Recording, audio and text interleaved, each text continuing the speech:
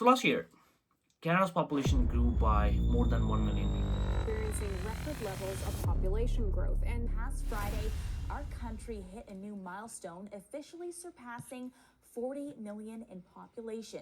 Canada's population hit 40 million. Canada is growing faster than comparable countries. In percentage is 3.2%. And putting that into perspective, so last time when we saw a number this high, it was in 1957 during a Hungarian Revolution when 24,000 people flew to Canada to seek refuge in here. So you may be wondering what's driving this growth. So it's mostly immigration. Over 97% of population increase is due to new arrivals.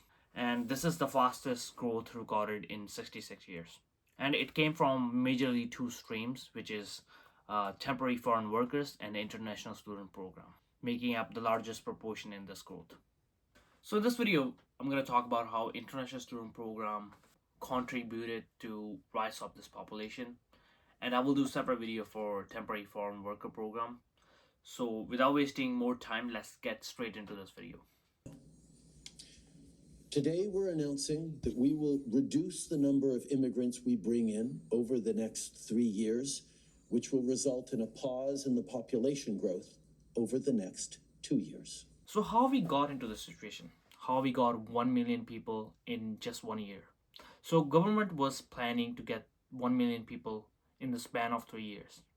And in 2023, we got 1 million people just in 1 year. And actually, it was more than 1 million. So when we talk about immigration in Canada, the most common name people think of is Justin Trudeau. But when you start looking into the policies and the numbers by the province, then you start getting the clear idea of who were the bad actors. Let's take an example of Ontario. So Ontario got more international students as compared to the whole country. So in 2018, when Doug Ford took office as a premier in Ontario, so he cut down the funding for these post-secondary colleges and reduced the fees by 10% for the domestic students. And these colleges were struggling before with the funding from the government, and they started making up this funding by getting more international students into their colleges. And in 2019, government also made a program where these colleges can partnership with private colleges and could get more students in. So colleges those were in Northern Ontario or Southern Ontario were not getting many students in, so they made their satellite campus in cities like Toronto, Brampton, Scarborough, Mississauga. So these colleges were cramming people like cattle into these so-called campus buildings. So these campus buildings that they have are not their own. So these buildings are usually rented from strip malls, condo buildings, commercial buildings. It's hard to imagine the college by themselves are on rent. So how would they even provide accommodation for the students? So these colleges have zero accommodations. They don't provide any sort of living structure for their students. So usually they just get them in here in Canada and let them struggle on their own.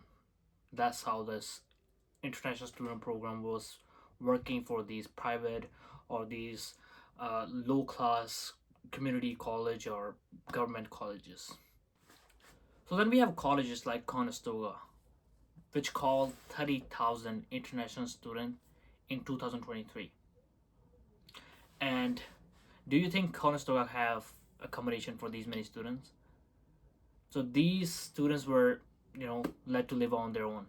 And do we think like Kitchener or Hamilton has that much spaces for 30,000 students? You're gonna find a lot of towns in Ontario where the whole population is 30,000, and that's what one college was calling in 1 year. That's how many international students were getting into Conestoga in 1 year. And we have a college in Scarborough who called 500 more students than they have capacity for. And when these students came to Canada, college got into trouble with this. They revoked their acceptance letter. They were just mass printing those acceptance letter, and that's how this mess started in the first place. So out of 25 colleges those issued more study permits in Canada, 19 of them are in Ontario, And there's also one question going on social media, like why there's so many Indians in Toronto. It sounds a little racist, but the reason are these colleges. So these colleges get more students from India. For the numbers, $2 billion for these public colleges comes only from international students from India, where Ontario government gives only $1.9 billion and $1.34 billion from other international students and $1.03 billion from domestic students. So that's why you have a lot of Indian students in cities like Toronto, Brampton, Mississauga, and other suburban areas. So international student program would have been great help for a lot of colleges across Canada. Those were suffering with low student enrollments, but some colleges start abusing the system for their own gains. So now government is cutting down the number of international students and capping these numbers at one point. That's why we are seeing some cuts happening into these colleges, where some colleges are cutting down their staff.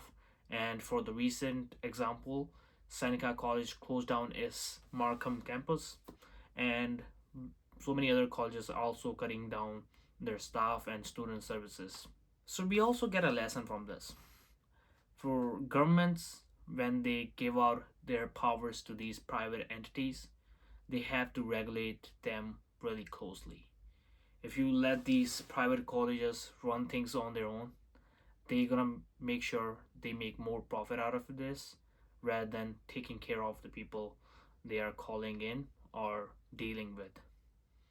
So that's the end of the video. In the next video, we also gonna discuss the temporary foreign worker program, how that program created a big disaster, how a lot of people are not able to find a job because of that program, cause mental harassment, physical harassment, till the point of sexual abuse. So that be end of this video. I'm gonna see you guys in the next video. Thank you very much for watching this. Stay safe.